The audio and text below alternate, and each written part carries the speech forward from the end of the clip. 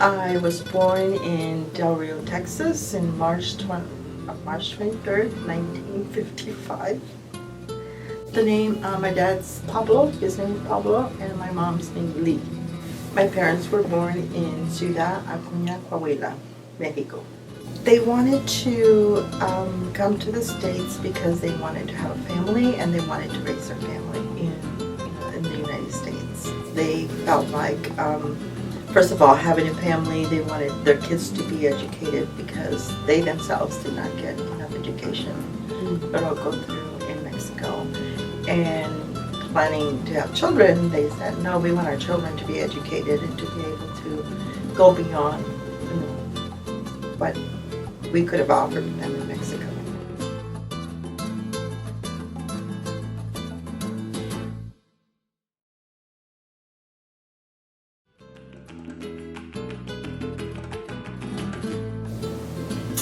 Growing up in Del Rio was a small little town. It was like, I would say at that time, 80,000 people.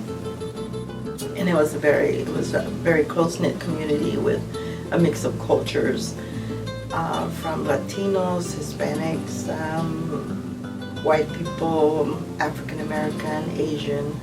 Of course, the majority of the population was, Hispanic. Well, it was sunny most of the time. It was warm. And of course, during that time, during the summer, we would go swimming in the river. And then afterwards, of course, we always had, like a picnic or something, us kids.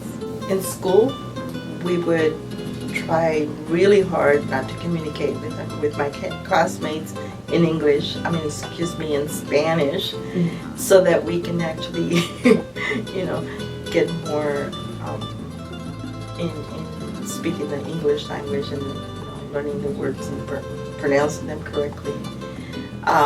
After school, then we would come home and that's Spanish was predominant language because my parents, were not, understanding they didn't know how to speak, English.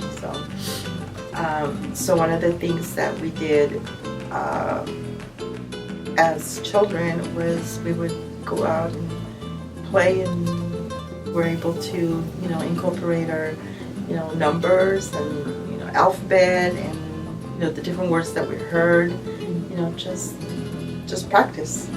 That's how we would practice. And we felt really good. We felt like, wow, we're really getting this down pretty good, Our parents want to make sure that we were involved in the different activities of our culture. So one of the things that they would take us to is to the arena of the bullfights. Este es el corrido del caballo blanco que en un día domingo feliz arrancará. And then we also had the opportunity to be entertained by artists from Mexico, and like Vicente Fernandez and Lola Beltran, and that was a fun time just to be together. So for me it was a shock to be coming to Oregon because of the fact that, coming from Texas to going to California, and to me the weather meant a lot, the climate, the people as well. Back in 1980, we arrived here in Oregon, we being my husband and I, and our youngest daughter, who was 1 year old at the time. And I found out that back in 1980, there was not a whole lot of Latinos, in this community. And I didn't see, like back home, we would always see people out in the, farm areas where the migrant workers, would be picking up the produce. And so to me, it's like to get acclimated to Oregon was quite a change, One of the things that I did was when the girls started school, I volunteered at their elementary school and worked with his, Latino kids, that had come that their parents had brought them from Mexico to attend school. Back in 2003, I decided that I needed to kind of like brush up on my Spanish, considering that I was, like I said, there was not a whole lot of Latinos to be able to communicate with, and only my people back home when I would call them. And so I felt like I wanted to get a little bit more involved with learning the grammar, learning conversation, learning pronunciation, learning new words, learning everything. So so I took the classes. I took the first year classes here at Lane, and also I thought, okay, this is really good. This is exactly what I'm looking for. Then I took the second year, and I took the second year with the instructor named Sylvie, which was pretty encouraging. So, and it was pretty concrete. By then it was pretty concrete, and all the activities that were involved in taking, this class, the 200 level. After the 2-year program, my goal was to go look for work at the 4J school district. And so I was talking to Sylvie, and I was telling her, okay, I'm done now. Thank you so much. I'm very grateful for the program and all the things that I've learned and gleaned, and that I'm, just thanking them because, first of all, I am the fruit of their labor. And it says, well, Norma, you know the program, you know the tutoring that are needed for becoming a tutor. And I said, Sylvie, well, okay. I said, okay.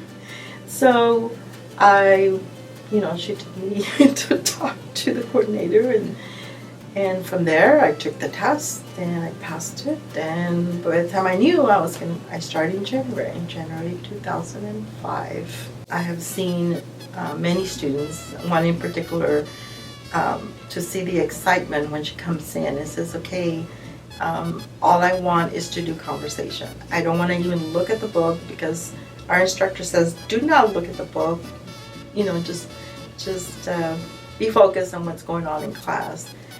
And so just to see the part of the learning process that takes place, this particular student is just excited.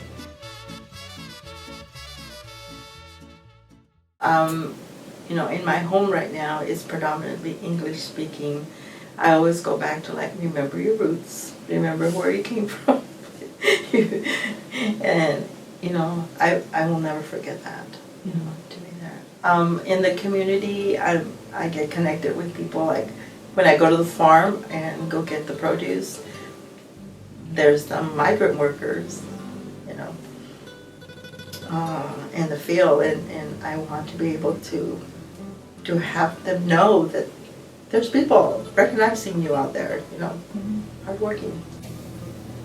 I use Latina to describe myself because basing it on that I identified as being born in the USA. To be Latina is to continue following some of the culture things that we did back home, which is something that I also incorporated that so that my children can know that there's, they're part of that culture as well. To not forget that their mom